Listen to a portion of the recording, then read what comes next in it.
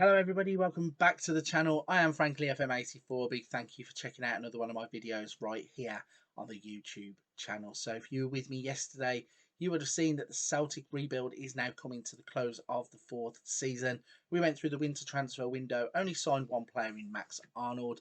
Did say that we're now looking to just sign these marquee players who are going to take the squad to the next level. There's no point just keep filling it up with players that are just the same player over and over again. So we are going to go out and look for those one-off key players that are going to push the club forward. Our aim for this season was to be challenging in the Champions League, so hopefully we can raise the bar of the squad one more time. We're going to kick on and be able to do that. But the date is the 2nd of June 2025 in game. That means we have now finished season 4. And you might get a little spoiler by looking on your screens that you can see we have won the SPL once again. If we go to the competitions and look at it a little bit more in detail, you can see exactly what a great season we have had. We are invincible. We have played 38, won 35, drawn 3, lost none. We have scored 100, or we have 104 goal difference, and we have 108 points. It's been an absolutely fantastic season, and we really have excelled everywhere. So quick way to go through this, we are going to go back and look at the competitions tab in just a moment, but let's show you the finances to go into the next season. The board now have given us, or there's 104 million pounds in the bank. They've only given us 3 million of that to spend. That is largely down to the fact that we are on the 2nd of June. The Champions League has just ended, and that means that when the money comes through for that, we will have a much more sizable budget. We're working within the wage budget by about £70,000. Wage budget is 1.195 million.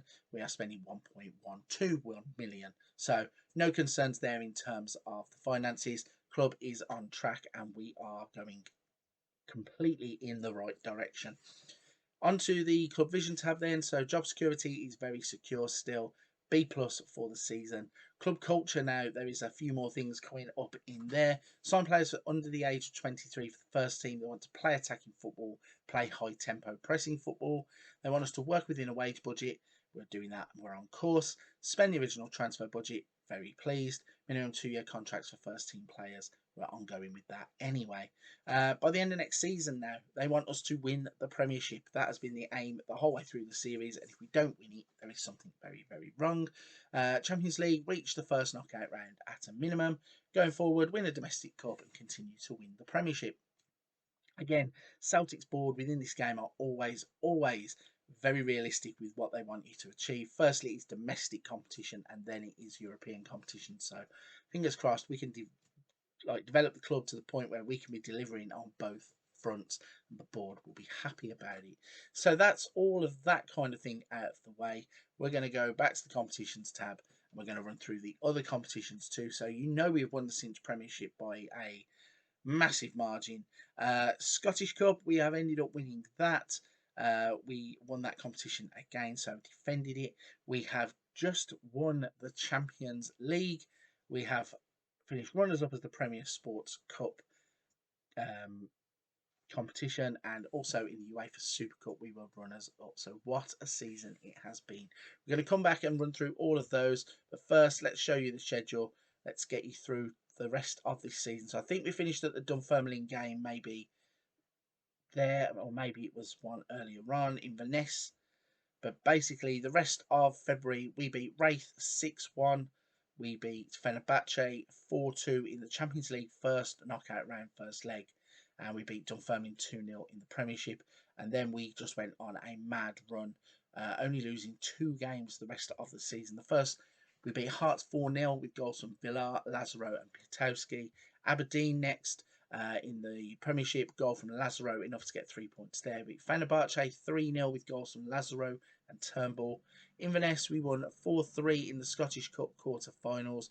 Dewsbury Hall, Okafor, Lazaro and Turnbull there. We then swept aside Rangers with ease 3-0, Lazaro with 2 and Villar with 1. We then beat Hibs 3-2 in a close-fought game in the Premiership. Nesbitt again scoring goals. I think he's a player that is probably going to end up on the list of players just to buy to stop him scoring for Hibs. Atletico Madrid, we then lost in the first leg in the away game. Koke and Big Divock Origi scoring the goals for Atletico, but Villar giving us a glimmer of hope in the 89th minute Ross County we drew 2-2 in the Premiership before we beat 3-1 Atletico Madrid back in Scotland. Piatowski and Noah Okafor scoring the goals, one in extra time to send us through. They scored with Samu and Kondogbia got sent off. So all in all, a great game and one that put us through to the next round.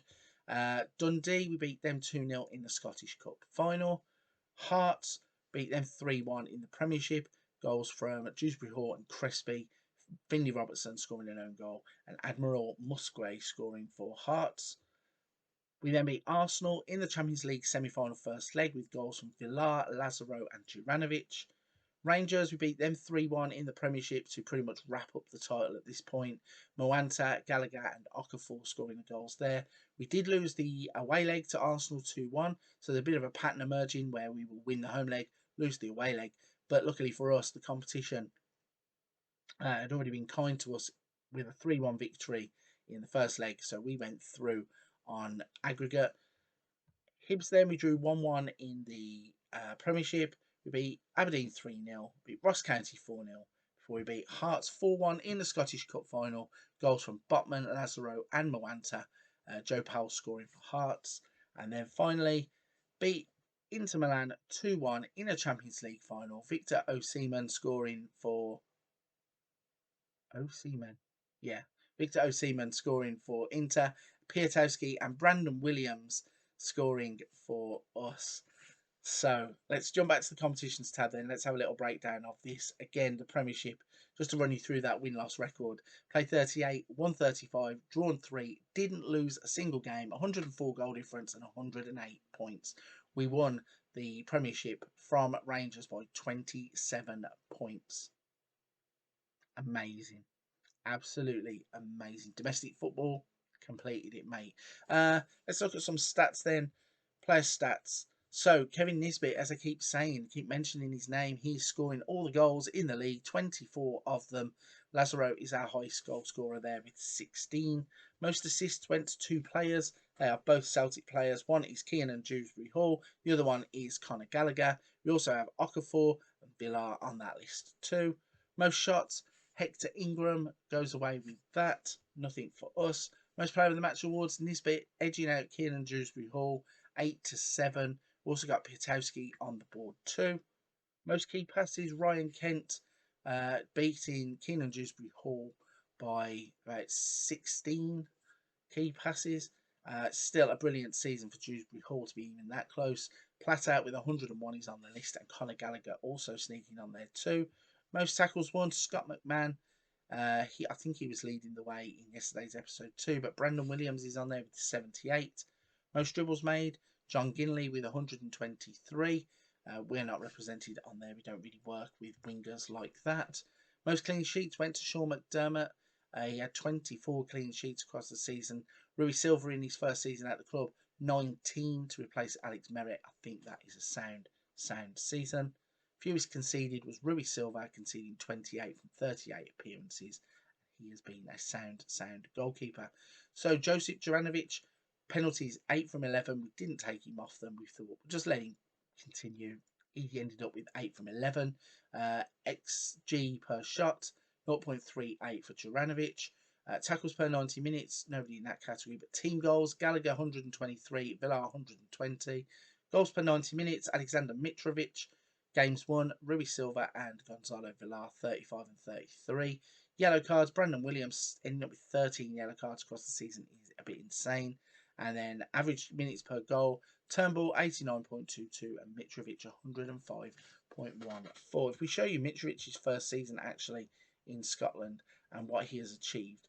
So he actually was there last season but played 17 games. In a full season, 26 games, 14 goals from Alexander Mitrovic. And across the entire campaign, 26 games, 24 goals. So he has been a bit of a rock for the team, certainly scoring goals, certainly making things happen. Back to the competitions tab then. Let's run you through. We are in the FIFA Club World Cup. That hasn't begun yet. We will have a roundup of that in tomorrow's episode. Scottish Cup, as I said, we beat Hearts 4-1 in the final. Another easy victory to retain the Scottish Cup. Champions League then, let's have a look at the Champions League final and how that went down. As I said, Victor Seaman scoring for Inter Milan, but Piatowski and Brandon Williams, the defensive duo, meaning that we win the Champions League. You can see by the stats, it was a pretty even contest. 16 shots for them, 19 for us, 10 on target for them, 7 for us. Both teams roughly XG of 1.9, 1.77. Off target shot 6 to 7. So both teams playing really well. We came out on top, and obviously chuffed to add another European Cup to Celtic's cabinet after the one in 1967. We go back and have a quick look at the Scottish Cup, I think we've done, Premier Sports Cup we've done, and UEFA Super Cup was at the start of the season. So some fantastic performances from the team across the year. Let's have a look at the squad depth and the assistant report then as we go into another off-season ready for the summer transfer window in tomorrow's episode.